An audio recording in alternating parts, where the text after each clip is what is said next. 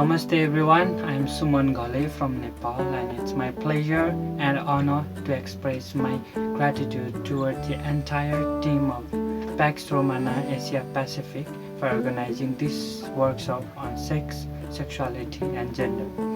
Sex, sexuality and gender are the prominent issues of our contemporary society.